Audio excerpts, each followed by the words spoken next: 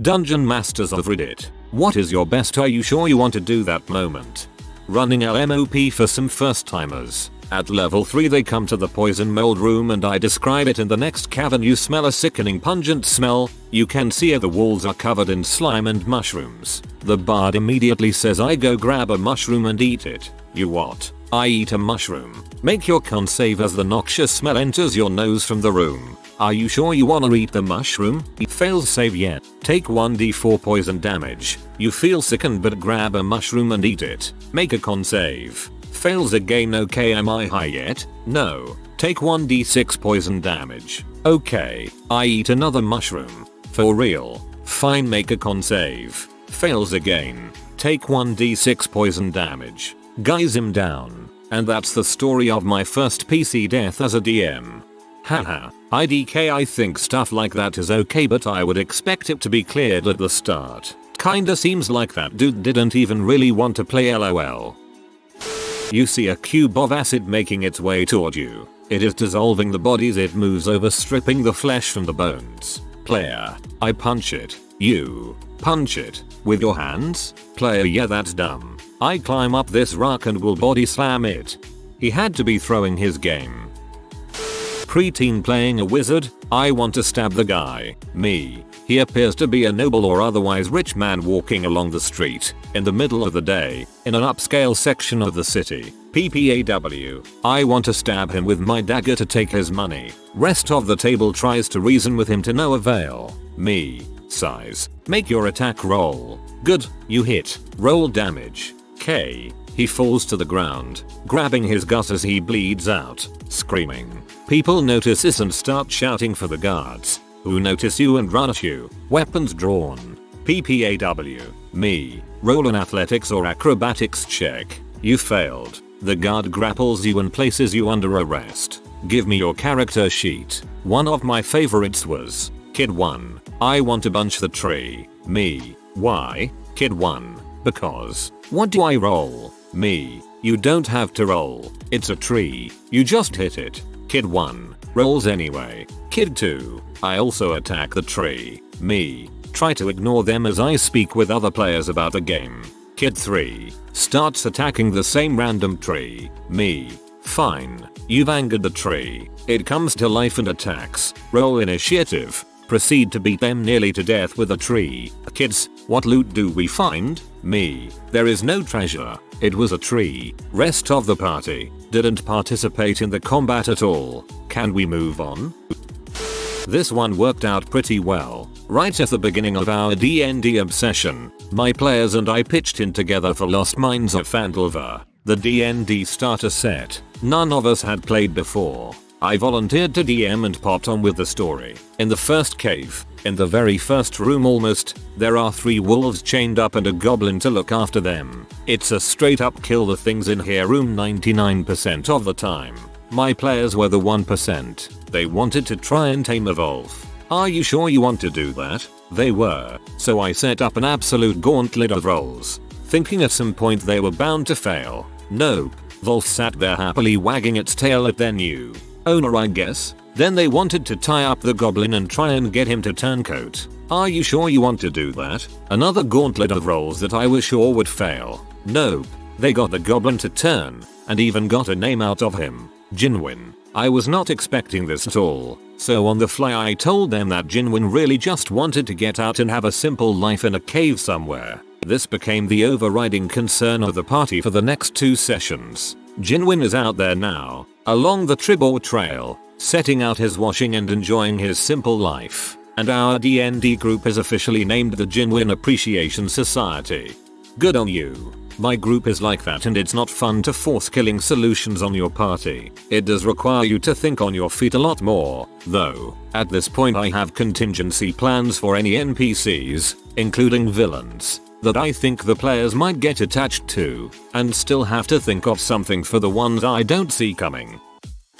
Not the DM, but I had a rule that his reaction was the NPC mob reaction to what we'd say. 2 of us are climbing a mountain, don't remember why, and we stumbled on a red dragon cave, accidentally waking its occupant. who demands to know why we're there. First thing that pops into my head, can I interest you in a copy of the Watchtower Ayla, Jehovah's Witness? DM starts laughing. Turn to my companion, run. So we start running. Dragon recovers and starts chasing. My companion has a hat of teleportation, grabs a hold of me and shoves the hat on, which teleports us right off a very high cliff. Featherfall won't last long enough to prevent our demise from that height. I yell, put the hat back on, so he takes it off and puts it on again, and it teleports us 100 featuring up. Again, this time the hat puts us back in front of the dragon cave. However, the dragon is not there and is looking for us at the cliff face. Instead, we climb down the mountain,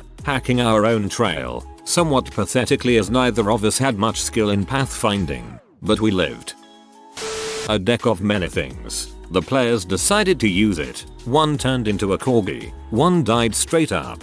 They just kept using and using them. By the end of the campaign, they had a giant mech warforge which had a portal to a demi-plane in its torso, and the campaign was completely derailed, but also kind of awesome. I had a samurai character once who, when offered a deck of many things, took but one card, 100k worth of gemstones. Everyone else took 2-3. Bad crap everywhere. I am asked and take one more and boom, castle and domain. He promptly packs up, pieces out and becomes NPC king of his own kingdom. Then I brought out my favorite character, Stone Giant Monk. He was fun and a badass. Introduced my friends to D&D for the first time. I gave recommendations to my friends as to which class they should be based off of what they want and what they need. One of said friends is neither book smart nor street smart, so I made him into a barbarian. We're halfway through a dungeon and I'm like, there are 2 zombies in the room, coming straight at you. The rest of the part is not present and trying to find him. What do? He says, I'm gonna throw my sword. I'm like, you know you have a bow, right? He responds, I wanna throw my sword. Okay dude. He rolls a natural 20 and kills zombie 1. He then says, I'm gonna throw my bow at the other one. I say, your character is smart enough to know how to use a bow, you know. Again, he responds with, I'm throwing my bow at it. He picks up the die and rolls another natural 20. Me. Frick it. The bowstring slices its neck in half and they're both, well, they were already dead, sort of, but now they aren't going to attack you. Top post in this thread has a story about someone eating mushrooms till he dies. This one mentions it too. I came into this thread with thoughts of a Hackmaster module, Hackmaster, that had glowing mushrooms in it that one of the PCS decided to eat. So yeah, if you say the word mushroom, people will eat them. As a player, it was when I wanted to teleport outside a tent without being able to see where I was teleporting. We had just gotten done fighting some goblins and tried to get to sleep but were attacked before we could fall asleep. As a wizard, I wanted nothing to do with the fighting being so close and wanted to put some distance between me and the goblins. Rolled for initiative and on my turn told the DM I wanted to teleport outside the tent. He looked it up, asked if I was sure and allowed it. Blindfold on. I picked a spot I knew would be out of the tent and rolled a d20. 1. DM tells me I teleport into a tree and to roll again. Rolled again. 1. DM tells me my teleport was successful but I am now one with the tree and unable to get out without another turn. Rolls a d4 but any amount of damage would have finished me off. Failed all my saves. Lost a 3-year-old character. I was P. Reincarnation as a wilding druid. My PCs found a rod of wonder. They used it. A stream of gold or gems came out and did 1d6 damage to the mayor of the town. Make it rain. The party was sent out to hunt down a white dragon, a frost dragon for those not well versed in D&D. They find the dragon's lair and are hiding outside of the cave debating what to do. The dragon is fully aware they are there and taunts them to come in. The party's barbarian, frustrated with the arguing and now being taunted, decides to stomp up to the entrance of the cave and yell back at the dragon. Everyone, including me the DM, were like, are you sure? But he was certain that was what needed to be done. The dragon jumped down from his ice bed and ice breathed him in the face at 5 feet away. He immediately turned and ran once he saw how much damage that did. This thread is so much fun to read as someone who's never played D&D. It makes you all seem like awesome people that go on crazy adventures. I volunteer at a local game shop and DM they twice a week. Google your nearest LGS. Call them and ask if they have D&D in store. We are a friendly bunch and more than happy to teach you.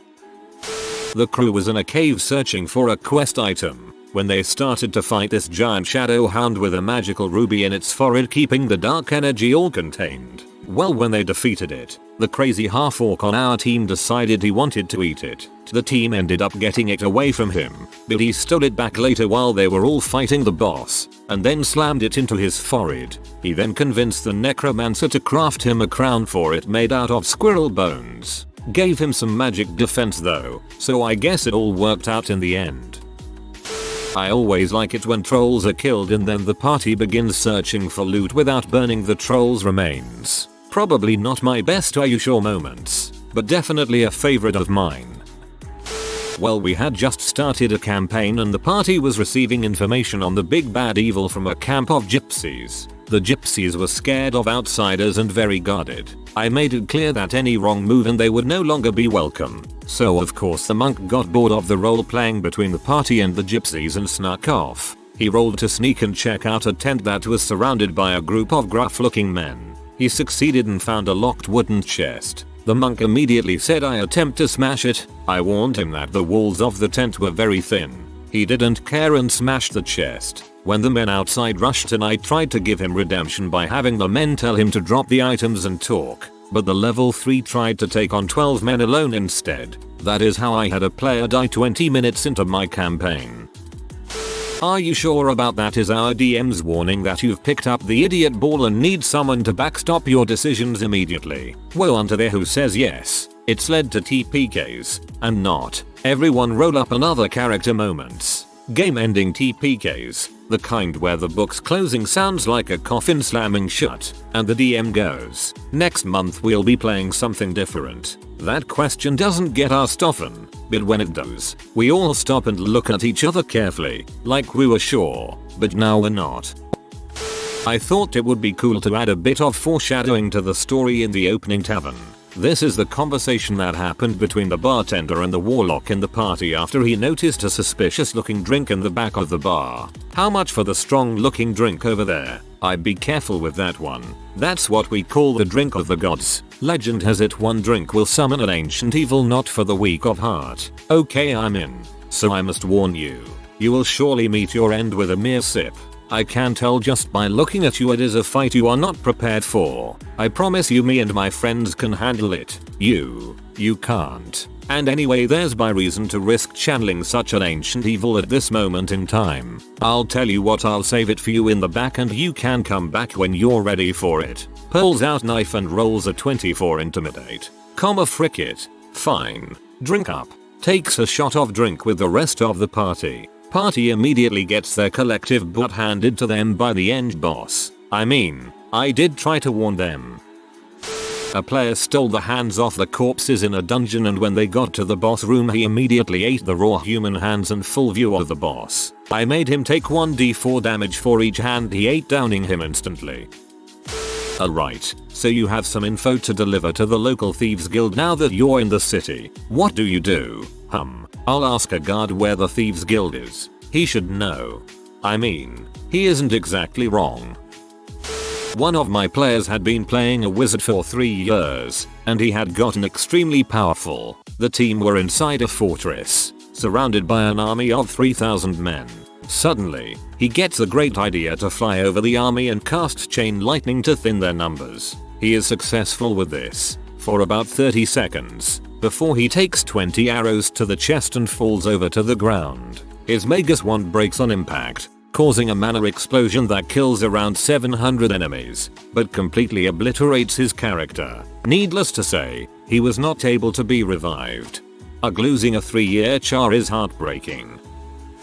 I recently started a Star Wars RPG with my sons and the neighbors. They're buying their initial gear and my 8-year-old couldn't afford thermal detonators. He decided to force lightning the shopkeeper. There were auto-targeting guns in the shop, and stormtroopers outside.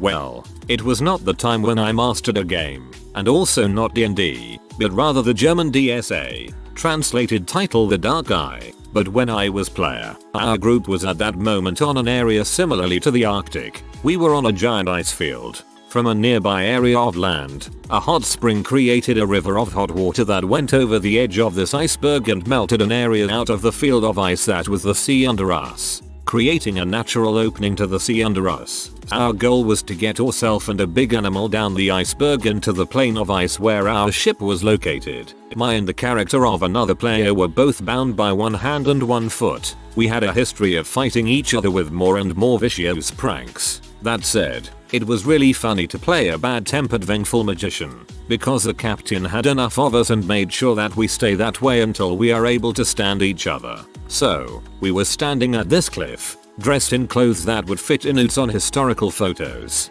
bound by hand and feet, and the other player simply says, "I think I want to jump down into the water." The complete group was stunned, and I missed all possible tests to prevent him from doing that. He caught me completely by surprise. Well, he jumped. He dragged me down with him. We landed in the water, and even a very good swimmer as my character was. I was a sea magician, specialized in working on boats. There was no chance with these clothes and bound to stay over water. None of the other heroes were able to make it in time to rescue us. I miss you, Oliver Sullivan, you bastard. I hit the other player for weeks whenever we play constantly with my Libacantionace, the spellbook, in special while I created a new character. Yesterday, I had the last session of a campaign that we had run over 6 months. It was getting late, and the 3 players decided to just say frick it, and just started playing around. After passing a door, our rogue decided to listen at that door. He critical failed obviously, so he didn't hear anything. After some discussion about not knowing what was in there, they decided to throw the paladin through the door. Well, alright then. On top of that, it was going to be the dwarf druid throwing the tall paladin elf with plate armor through the door. Okay, I thought. Nothing's gonna come out of this, I thought. And of course, the dwarf druid with terrible rolls up until this point rolled a goddamned nat 20, so the paladin went straight through the door. I gave them surprise attack, and they slaughtered a room of 5 sleeping bugbears. One of the best moments of the campaign by far. What's a bugbear? I don't have a story to share, but I just want to mention 2 subs that are full of stories of the weird and wonderful things that players get up to. Ardengreen Text, Our Game Tales. If you like the stories in this thread and want more, go read a few posts in these subs. Had to be the time the halfling opens a chest in a cramped 10 feet by 10 feet room. In the chest is a wand. As the chest opens, enemies attack from above. The party begins defending itself. The halfling grabs the wand and activates, using use magic device. It was a wand of fireball. I made up some stuff about them all being charred and taking lots of damage. In game terms, that level 4 party nuked itself, graveyard style. My party was at about 14th level when this story takes place. They had just defeated a group of what I called Eye Knights, who were essentially followers of a mad and powerful beholder who used some of his lair effects on his followers. This meant that rays of scary crap came out of their swords, and their shields were a large unblinking eye that created a no magic field. Part of the point of these knights was to introduce their next big challenge as a beholder and to let the party learn some of how to effectively fight one before I wiped the floor with them later. Instead, my party decided that upon killing these followers of a beholder, they should impersonate them. I let them know all of the eyes of the shields were closed, and had closed when the knights died. Minor illusion will fix that. In fact, I bet we can get all of us disguised with minor illusion and some other spells. I reminded them that these guys' boss is in fact a beholder. I also reminded them what they knew about the central eye of a beholder. I'm pretty convincing, says the warlock. I can probably convince them to all just leave. I mentioned the purpose that the Eye Knights had mentioned the beholder had. One that doesn't lend itself to just up and leaving. I really think this plan could work, guys. Finally, one of my quieter players spoke up. But what happens if we're all in the summer and he discovers we are imposters? The answer was very clear in my mind. Everyone dies. We had 3 people who all couldn't wear heavy armor and do most of their class abilities. A monk, barb, and warlock all would have been useless in heavy armor. And wouldn't the beholder's eye remove all enchantments? Yes it would have. he would have instantly seen through their magical disguise efforts because they would have ceased to exist the moment he glanced at them, and then there would have been 3 useless PCS and 1 helpful one at the mercy of an insane and warlike beholder. Thank God for the quiet ones who pay attention sometimes. Our 2 loudest players are actually the 2 most sensible ones. One of them is generally opposed to unnecessary fighting and has the social skills to back it up. We haven't seen combat in over 3 sessions now. Our GM is just chomping at the bit to kick our asses. Level 1 character. Yeah, I can take this town guard. Me. Psy roll for initiative. Our hero did not come out of that well. Or at all, in fact. I had a low level PC come across an ancient dragon who would help the party and not kill them in exchange for all of their gold. But this PC, a charisma based bard, wanted to try and persuade the dragon that he only had 1 gold piece, so he could keep most of his gold. He immediately failed and was burned to death in a single turn. You know how people in movies stop swords by putting their hands on the side of the blade? Dude tried that with a 2 meter 30 centimeters diameter tree trunk. I was running a Forgotten Futures campaign for my brothers, in which Apache Indians and Burroughs White Martians teamed up as the villains. In the first encounter, the players are sent to investigate an attack on a gold mine and discover a nearby Apache war camp. I described the overwhelming numbers, intending that they only surveil the camp from a distance. Wait, this is a mine, right? Mines have explosives. So now the plan is for the 4 players to take on a 100+ strong Apache war camp, and one of them just happens to remember that cyanide is used in extracting gold for more. So they roll a flaming wagon of dynamite into the middle of the camp, then fight off the remaining warriors with poisoned shrapnel, laced landmines of their own design. Sigh. As a chemist, and a fan of the old A-Team TV shows, I fully support this plan and would love to know how it turned out. I was a player for this, not a DM, but, DM, you see a large brass boiler, our wizard's golem, himself a PC, another golem. It must be a rival for my lady's attention. I punch it. DM, you punch it? Golem, I punch it. DM, roll for damage. Golem, 16. DM, it breaks open. 2 ice methods and 2 steam methods come out. Roll for initiative. They had tracked a dragon back to its lair and killed its minions, but the dragon itself was out hunting at the time. They then, instead of lying in ambush, decide, oh, well okay, we shove all the treasure into our bag of holding, leave, and cast earthquake to freak up its lair. You sure you want to do that? Lol yay. And that's how the 3rd dragon war started. I'm not sure what the raging dragon death toll of innocent people was after they left, but it was way too high, especially when they proceeded to sell off different bits of this dragon treasure in various cities. And that's how the 3rd dragon war started. Brilliant. Playing Ravenloft. The party were trying to track down a serial killer. One party member through sheer fluke stumbles into the lair of the killers, a pack of wolf weirs. The wolf weirs manage to convince the player that they are in fact a thieves guild and the player buys it, hook, line and sinker. He goes back to the party and tells them nothing. Later that night he sneaks out of the inn and goes back to the Thieves Guild HQ to be initiated, without telling anyone. I kept asking are you sure and dropping lots of hints something bad was about to happen. The wolf weirs take him into a basement, then into a sub-basement littered with bones. He's still happily following them. Then they start to grow fur and howl. Still he's sat there nodding along. So I shrug and get him to roll initiative and the wolf weirs attack him. And he lets them kill him. I tell him he's dead, and he asks me, completely serious, so am I a werewolf now? No Mike, you're a wolf we're turd. They hypnotize the leader of an evil, vampiric cult and one of the players asked her for power. After the ritual he got a stat boost. Each session he got a little more powerful, and a little more mutated and hideous. Eventually everyone in the party started carrying silver weapons ready to end him when he finally lost control. A beautiful way for a DM to give a character exactly what they asked for. Good and hard.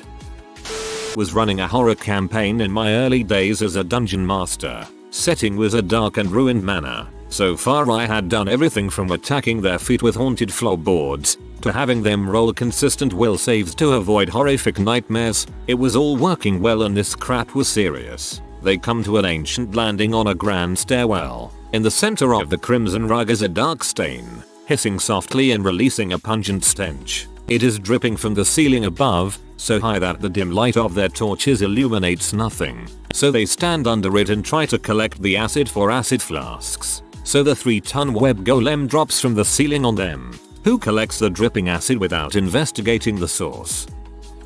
Not my game, but great moment I witnessed a few years ago. Playing Paranoia. All players were climbing a rope ladder, and the one on top says I'm sure the others below are traitors. They'll probably shoot me from down under. I'll take a grenade from my belt and throw it under me. DM. Any more details on your actions you want to give me? Player number. I just take a grenade in my belt, unpin it, and throw it down at the traitors.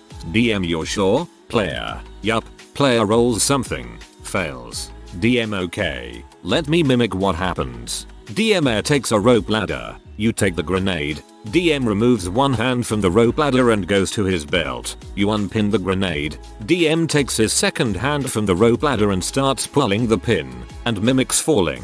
Rah. All the other players. Was that player that just flew down past us? Explosion sound. Way below. Yeah, I think it was. One of the party, a self-absorbed drunken elf druid, had accidentally provoked a vampire, who proceeded to attack them. After the vampire was driven off and the druid was on the floor on death saving throws, the Goliath barbarian character walks over to him and proceeds to behead his fellow party member for causing the fight. It's been nearly a year, and the guy who played the druid is still sore over that. Lessons must be taught quickly. I'm the player in this. During a 4E campaign as a warlord, we're clearing a cave of goblins for whatever reason, and in some half epiphany, I have an idea. Use a sunrod as a grenade. All that light and energy in such a small package. If we broke it, it would work almost like a flashbang. My DM asks, are you sure? Of course. What could go wrong? So I throw it. Our wizard zaps it, and sure enough, it deafens and blinds the goblins in the room, in the cave, which we are also in.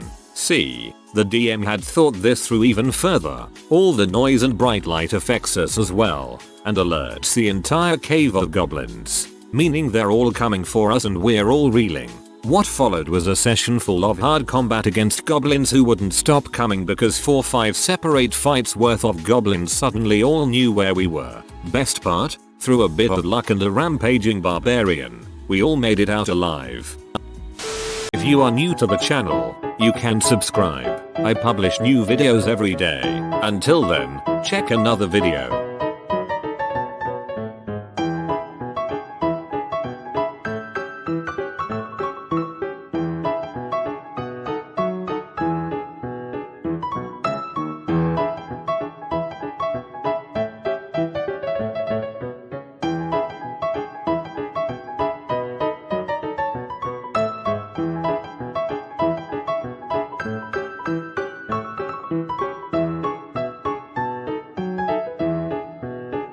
Bye for now.